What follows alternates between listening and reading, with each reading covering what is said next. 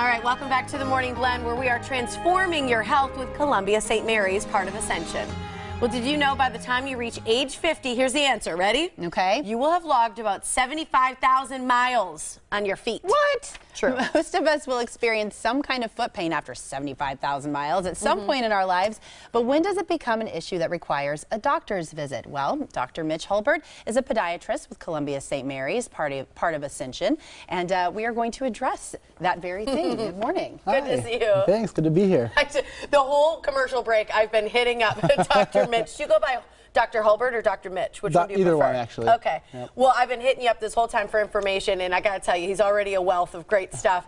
But, you know, a lot of people put off, I think, their feet because I don't know why. It's one of those things, it's the thing we use every day. It's got to last us our whole life. But we tend to deal with the pain. Talk a little bit about some of the actual conditions that a podiatrist treats and that you see often affecting people. Yeah, sure. We treat everything involving the foot and the ankle as far as pathology goes, from fractures, sports injuries, a number of diabetic problems that come up from ulcers to just pain and neuropathy and those type of things. Because a lot of people just have pain in their heel or in their foot, so that could be a bunion. It could be, like, what is it, fascia or something? Plantar fasciitis is very common. Yeah, those kinds of things. So you'll treat all of that. Absolutely, yeah. Okay. You know, being in the fitness industry, I see foot issues all the time, and a lot of times you don't have to be an athlete necessarily to deal with these kinds of things, but you do see it a lot in athletics. Right. But what about numbness or swelling of the feet? What is that usually attributed to, or is it just something different every time? It's a lot of times different. It can be a cardiac problem, actually. It could be an injury, a fracture, some type of a tendon rupture, or you could be having a problem with your retention of fluids from too much salt intake and those type of things. Very patient dependent. Okay, so for diabetes and cardiovascular disease, how do they end up impacting your foot care? Oh, a lot of times those things will actually start at the feet. From the numbness, tingling, and burning in the diabetics, the swelling of the feet and ankles, a lot of times that can signify some sort of cardiovascular problem. You know, I think the message so far here is don't make any assumptions, because it's sounding like this could really be maybe a first sign of a really much bigger problem. And I'm sure that you see that often. But what about arthritis? Because this is something I teach a lot of seniors, and I see a lot of issues with arthritis. Well, arthritis causes just basically when the cartilage goes away between the joints, and that bone-on-bone rubbing is then causing pain. In non-surgical patients, a lot of times this can be fixed with some type of orthotic to take the stress off that joint. An orthotic could be just as easy as an insert? Yeah, some of you can just get right over the counter. Okay. Certain types work really well, other types really don't work very well at all, of course. So that's kind of where we can take an over-the-counter insert sometimes, change it a little bit, and make it something that can really help a patient.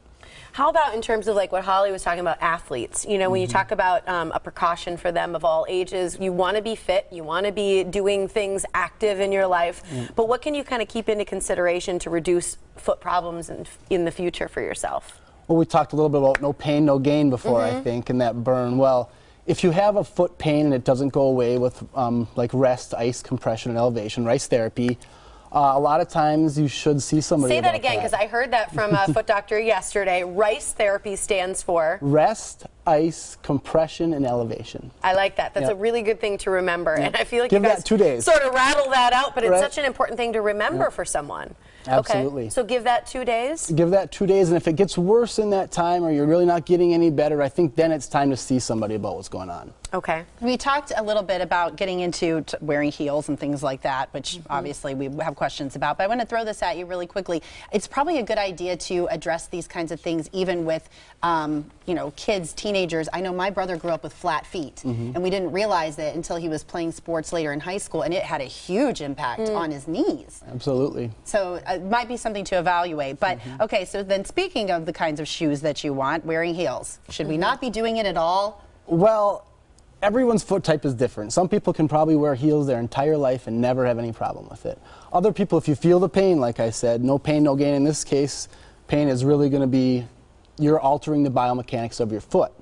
So the intrinsic muscles and the extrinsic muscles they're pulling from your leg and things are altered, and they might cause a deformity, then leading to pain and arthritis. So that's such a bummer, because it's like a societal norm for women to wear heels, and to know for many women it's just not realistic. It's not healthy. You know, I think that's a good place to start change. You know, Absolutely. How about sandals? You know, I always think about in the summer, even if you go on vacation this time of year, flip-flops are so flat. There's never anything, you know, unless you're wearing a wedge that has any sort of support. Right, exactly. And the regular flip-flops that are flopping, you can kind of bend them over with your hands. Anytime you're evaluating a shoe, if you can take your fingers and twist it really easily, it's not giving any support to your foot at all. That's a good rule. You're basically barefoot. You're basically barefoot. Okay. Right? Okay. Yep. All right, and also wear shoes that fit your feet. This is something that in athletics, again, it's really a major problem. People buy the wrong size shoes for whatever they're performing, whatever they're doing. And then you've made that investment. You don't want to get rid of the shoe, so you just try to deal with the pain, and it can lead to a bigger problem, of course. Right. I think sometimes hesitate in seeing a podiatrist because they don't want to be prescribed an orthotic. They think of those old, ugly shoes that people would have to wear. But inserts and things like that have come a long way, haven't they? Certainly. There's certain lengths that can be worn even in dress shoes.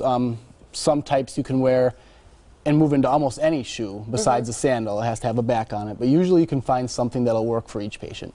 And just real quickly, because we're out of time, but can foot pain lead to other problems like Holly sort of alluded, ankle, knee, anything else, back? Yeah, it can. It doesn't always. The foot itself has a lot of different movements available, but when you take those movements away, it goes up to the ankle, knee, hip, and then the back. All right. So you'll have that. A good reason to see Dr. Hulbert. Here you go. Here's the information so you can get an appointment with a podiatrist at Columbia St. Mary's, part of Ascension. To make an appointment with a podiatrist, just call this phone number. It's 414-332-DOCS or visit online at columbia-stmarys.org. And I'm going to hit you up for some more info in a bit.